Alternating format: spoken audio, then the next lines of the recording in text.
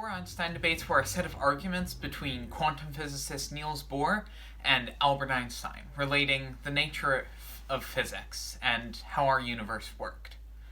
So quantum physics is basically the theory that describes how tiny things work. So like the behavior and interactions of subatomic particles and atoms. And the thing about quantum mechanics is that it's completely probabilistic.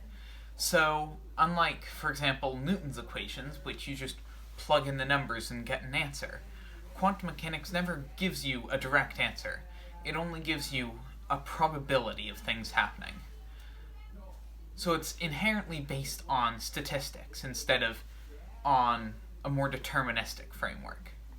Now, relativity, which is the modern theory of gravity, which was devised by Albert Einstein, doesn't rely on statistics at all, and is fully deterministic. So trying to reconcile these two kind of opposing theories is still one of the biggest problems in physics. And these debates were between Niels Bohr and Einstein, kind of representing quantum physics and relativity, or modern-day gravity. And the debates were about trying to reconcile these two theories and the fundamental philosophies behind them. In the first debate, Albert Einstein tried to disprove a principle of quantum mechanics called the Heisenberg uncertainty principle. So the Heisenberg uncertainty principle says that if you know the position of a particle very precisely, then you cannot possibly know its momentum. And it's not actually that you can't possibly measure it or something, it's that its momentum does not exist. It's based on probability. And vice versa. So if you know the momentum very precisely, then you can't know the position. And Einstein tried to get around this by conducting a thought experiment. So the experiment was this. Take a sheet of metal and poke a little hole right in the center of it, and then shine light through it. So depending on how the light hits the sheet of metal and how it bounces off the sides and goes through, you can determine where it hit. And so if you measure the position of that sheet of metal very precisely, then you can very accurately determine where the light is. And because the speed of light is very well known, you can break the Heisenberg uncertainty principle.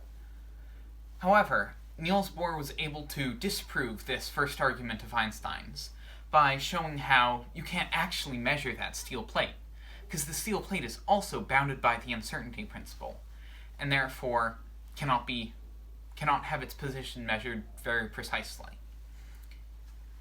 Einstein also attacked the Heisenberg uncertainty principle in another way, using a box with light, and Bohr was able to also disprove this second experiment in a similar but more roundabout way. Einstein's second argument against quantum mechanics was trying to disprove the probabilistic nature of quantum. So, quantum is very based on probability, but Einstein tried to figure out a way in which it could be based on perfect determinism, so no elements of chance. And what Einstein came up with is actually still a very hotly debated portion of physics. And it's that instead of random events happening, for example, like if I took a coin and flipped it and saw that it was heads or tails, there would be a 50-50 chance of each. So instead of that random event happening, Einstein proposed that every particle, or the coin in this case, would have to have a hidden variable to it, which is just a state that would predict what the coin would do in the future, or the particle would do in the future. For example, if I flipped a coin, it would already have some sort of state inside of itself that would determine whether it would be heads or tails before it even landed on my hand.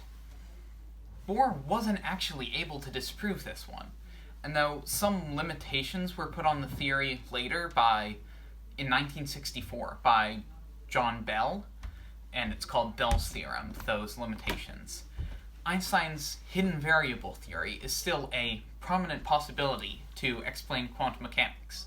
The third debate between Albert Einstein and Bohr was Einstein trying to get around quantum measurement. So, I already talked about how quantum mechanics is very probabilistic. So, for example, a coin in air before it's hit something would not really have, it wouldn't really be in heads or tails, it would be in something in between. But according to quantum mechanics, when it is observed in some way, so in the case of the coin, when it hits something and you can actually see, it collapses into one state or the other. So when it's flipped, it's in both heads and tails at the same time until it hits my hand, and then it would be either heads or tails. And Einstein tried to get around this by having two particles. So imagine a blue particle and a red particle, and neither of them are observed. And you take one and move it as far as you want away from the other, arbitrarily far. And if you look at one particle and see that it's red, you instantly know that the other particle is blue, thereby measuring the other particle. And same for vice versa. If you measure a particle to be blue, you know that the other particle you sent far away was red. Quantum mechanics is very much based on the collapse of random states by way of measurement. So to show how you can measure a particle indirectly was a huge blow to quantum physics. It would completely destroy it if it was true. And Einstein actually figured out how to do this and how to prove it using something called the Schrödinger equation, which is the basis underlying all of quantum mechanics. It's the equation that describes quantum mechanics. But Bohr was actually able to also use the Schrödinger equation to disprove it. So Bohr proved how that when you measure the red particle and therefore know that the other particle is blue, you not only collapse the red particle into having the defined state of being red, you also collapse the blue particle into having its defined state be blue.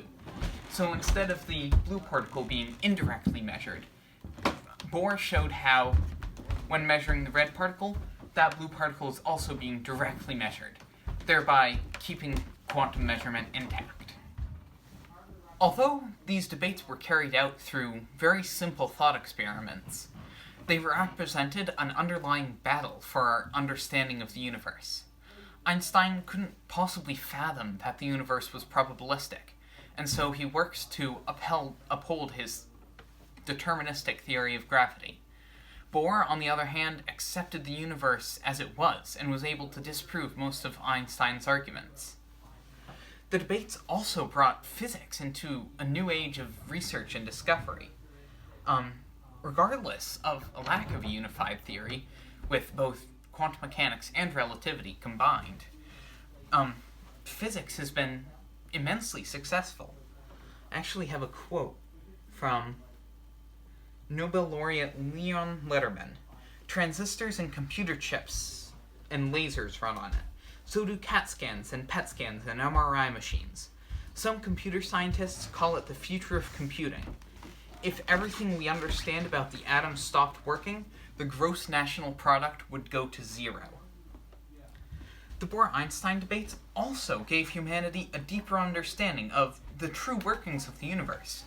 Theories of physics don't only mathematically describe the universe, they also embody an underlying philosophy.